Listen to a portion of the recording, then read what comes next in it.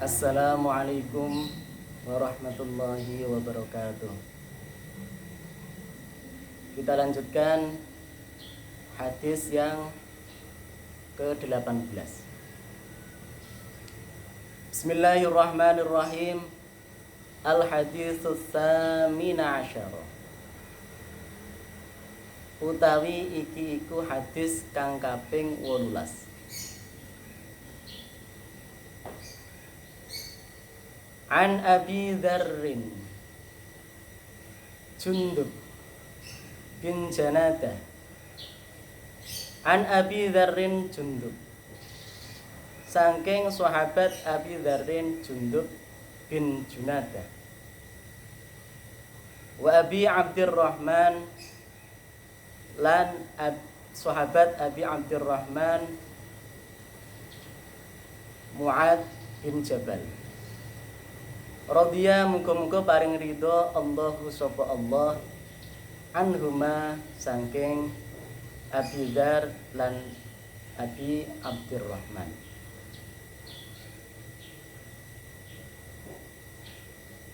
Ngendikane an Rasulillah sallallahu alaihi wasallam, saking Rasulullah sallallahu alaihi wasallam. Qala ngendikan sapa Nabi Muhammad sallallahu alaihi wasallam. Isi ngendikane ittaqillaha haitsuma kunta wa atbi'is sayyi'atal hasanata tamhuha wa khaliqin nasa bi khuluqin hasan. Rawahu Tirmidzi wa qala haditsun hasan wa fi ba'din nusah hasanun sahihun. Ittaqi wedya sapa sira Allah ing Allah, haitsuma kunta ing dalem endine enggon ana sapa sira. Haitsuma kunta ing dalem endine enggon ana sapa sira. Wa atbi lan ngetut mbureni sapa sira. Wa atbi lan ngetut mbureni sapa sira. As-sayyi'ata ing keolonan. As-sayyi'ata ing keolonan, ngetut bureni al-hasanata ing kebagusan. Tamhu mongko nglebur apa al-hasanah. Tamhu mongko bisa nglebur apa al-hasanah. Ha ing as-sayyi'ah, ha ing as-sayyi'ah. Wa khaliq lan budi pekertiya sapa sira. Wa khaliq lan budi pekertiya sapa sira. Annasa ing menungso, annasa ing menungso bi khuluqin kelawan budi pekerti, bi khuluqin kelawan budi pekerti, hasanin kang bagus, hasanin kang bagus. Rawa wus ngriwayatake hu ing ikilah hadis At-Tirmidzi sapa Imam Tirmidzi. Wa qala lan ngendikan sapa Imam Tirmidzi, haditsun hasanun. Utawi iki iku hadis hasan. Utawi iki iku hadis hasan. Wa fi ba'din nusahi, lan iku ing dalem sebagiane tulisan. Lan iku ing dalem sebagian tulisan atau sebagian hadis lain selain di hadis Arba'in Nawawi ini. Hasanun sahihun, hasanun sahihun, utawi hadis hasan sahih. Dalam hadis yang ke-18 ini dari sahabat Abi Dzar Jundub bin Junadah dan sahabat Abi Abdurrahman Mu'ad bin Jabal. Rasulullah ngendikan ittaqillaha. Perintahnya bagaimana? Ittaqillaha haitsuma kunta. Bertakwalah kalian. Ya, termasuk kita semua. Kita semua ini disuruh bertakwa kepada Allah haitsuma kunta. Haitsuma kunta bagaimana maksudnya? Dimanapun kita berada. Haitsuma kunta, dimanapun kamu itu berada. Kita disuruh selalu bertakwa. Ya. Jadi bertakwa kita itu tidak harus di hadapan orang saja, di hadapan manusia saja. Misalkan kalau kita di hadapan manusia, di hadapan tetangga, kita bertakwa kepada Allah, zikir kepada Allah, ya, khusyuk kepada Allah. Tapi ketika kita tidak bersama dengan manusia, kita tidak takwa. Lah itu tidak seperti itu. Tapi apa? Selama kita ada, ya, dimanapun kita berada, kita itu disuruh takwa kepada Allah. Ya, jadi disuruh takwa kepada Allah dimanapun, di rumah, di masjid, di musola, di sekolah, di jalan bahkan, ya, itu disuruh apa? Disuruh takwa kepada Allah. Apa sih takwa itu apa?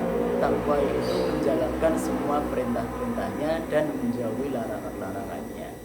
Misalkan takwa di dalam perjalanan, ya, takwa kepada Allah dalam perjalanan. Ketika kita misalkan mau ke sekolah, ya, kita juga disuruh takwa. Yaitu dengan cara apa? Misalkan ketika kita berangkat ke sekolah ada kemaksiatan, ya berarti apa? Kita tidak perlu melihatnya.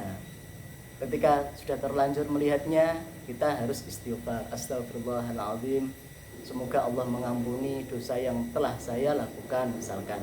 Itu berarti apa? Kita selalu disuruh untuk taat, takwa kepada Allah, ya, dimanapun berada, baik sendirian ataupun rame, ya, baik di kamar sendirian, selalu disuruh takwa kepada Allah. Ya. Dalam hal ini tata cara kita takwa kepada Allah yaitu bagaimana? Wa mimma yu'ayyinu 'ala taqwa istihdharun annallaha ta'ala muttali'un 'alal 'abdi. Caranya bagaimana kita takwa itu? Ya.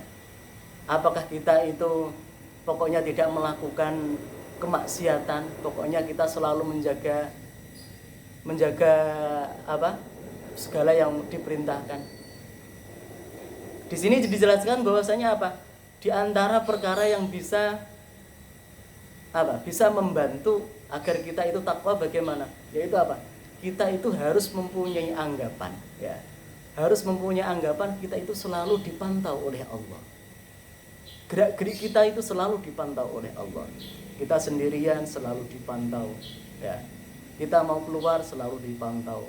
Akhirnya apa? Akhirnya ketika kita mau melakukan kemaksiatan itu nanti ya mungkin kita ada rasa malu, ya. Wah, ketika mau maksiat ternyata saya ternyata diawasi oleh Allah.